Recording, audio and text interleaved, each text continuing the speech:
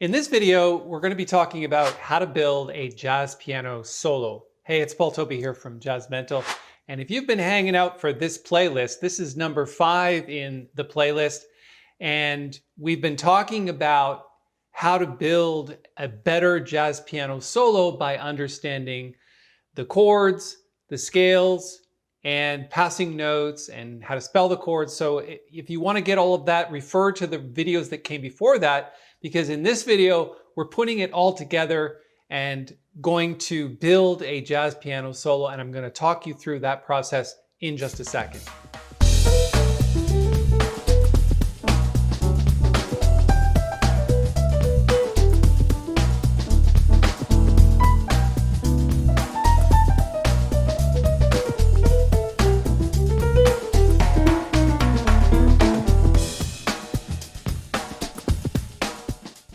Okay, so we're building a jazz piano solo, and if you missed the last videos in this playlist, the first video was common 2-5-1 progressions, then we talked about bebop scales in the next video, then we added blues scales to that in the next video, and also some passing notes and spelling the chords with our soloing. If you take a look at the sheet of music that I have in front of you, this was from the last video. If you've been practicing this, then that's good, because in this is containing all of those scales and all the things that you need to learn to be a better jazz piano player and better soloist. All right, let's take it from the start of the solo. Typically what I'll do is I start to think about melodies that I can play over top of the chords that are fairly simple. So that's really the first step. It's trying to find consistency of melody. So for example, in our blues patterns, it might be something like this.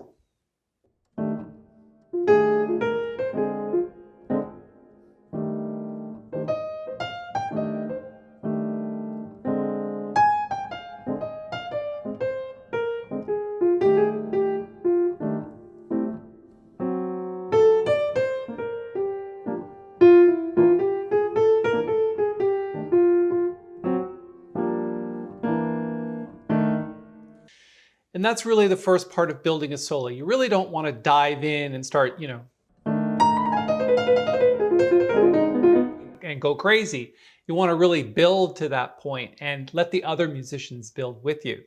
So again, the first step is to find passing notes and notes from the scales, from the bebop scale and from the blues scale, that sound like good melodies.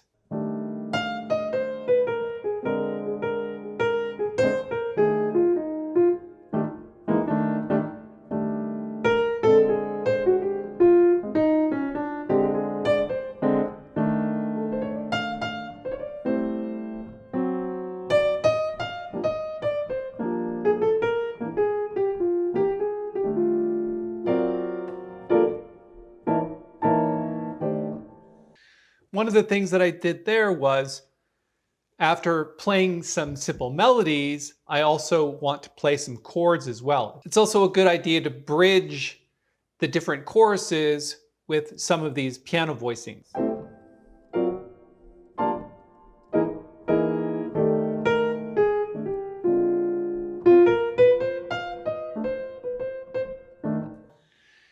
So you saw that when I got to the end of the piece, there's a turnaround, and that turnaround, I'm just playing the chords and those voicings that fit nicely. Okay, so then once I've done maybe a chorus or two of simple melodies, then I want to start to get progressively a little more excited, because the bass player starts to walk the bass. So in the first couple of choruses, typically what a bass player will do is they'll play bass like this.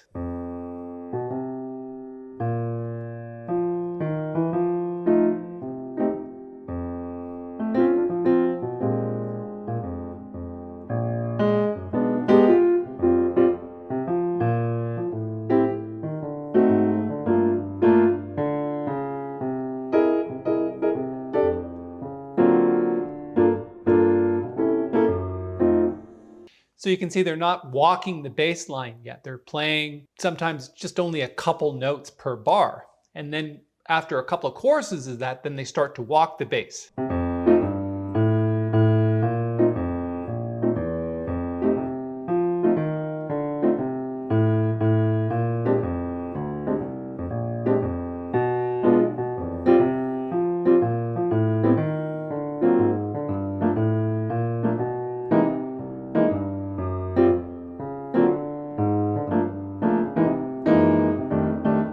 So when they start to walk the bass like that, you as a piano player can start to play more scales, if you will, more of the bebop scale, more of the blues scale, but also more passing chords, more spelling of the notes, and just start to maybe add more than just eighth notes. So you might get to a point like this.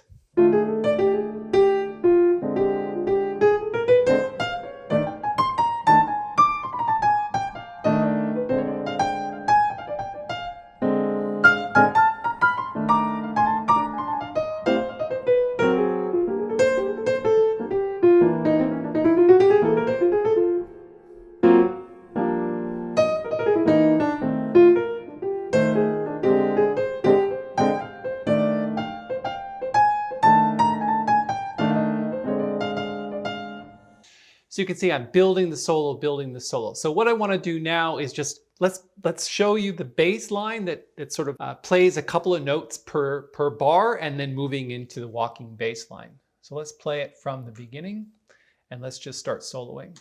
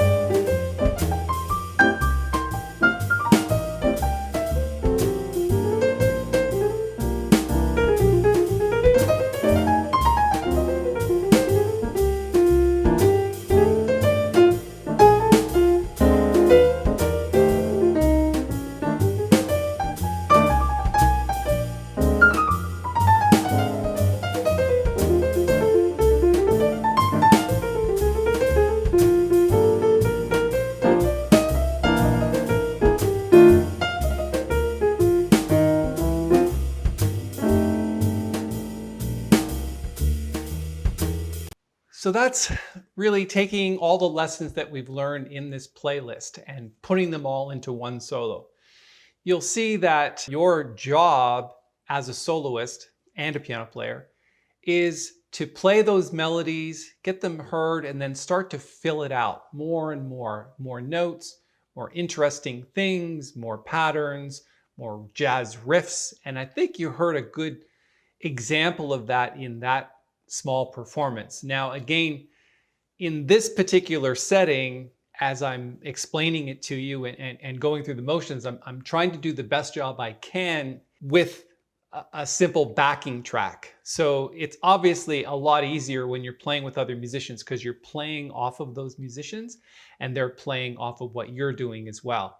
So it's obviously just a simple drum pattern and a simple bass line. But again, when you start to play with musicians, that interplay is the most important part of jazz. But you can't get to that point without the proper bebop scales, blues scales, passing notes, and spelling of the chords. That's really how solos are put together. So I hope you enjoyed this playlist. This is video 5 and the last in the playlist, and the next playlist will tackle a whole new subject. So I hope you got a lot out of it. My name is Paul Tobey. Thanks for hanging out with me. Thanks for spending a little time with me. It's Paul Tobey.